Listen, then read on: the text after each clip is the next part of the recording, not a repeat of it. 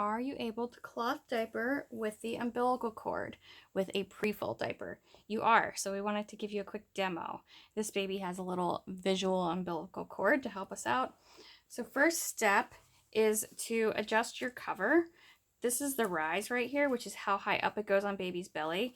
And this would just cover that umbilical area and potentially irritate it. So let's snug this up to the lowest rise setting so that we've got less fabric there.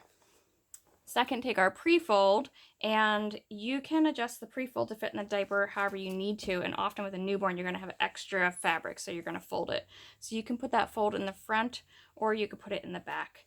When you've got the umbilical cord, put the extra fabric in the back, cut down on the bulk in the front. So now you're going to slide under baby, bring together between the legs. If you took a class with us, you learned how to use a snappy, which is spread out between the legs, bring your sides over, and here's our snappy diaper fastener. So you put the snappy on.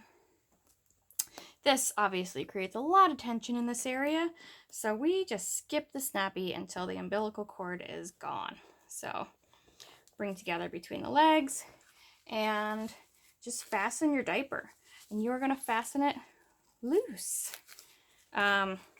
You want a good seal around the legs, but you can leave a nice gap here. As long as everything inside is pointed down. Baby's peeing often at this point, but not huge amounts in terms of quantity. So just go low with your cover and give room to breathe.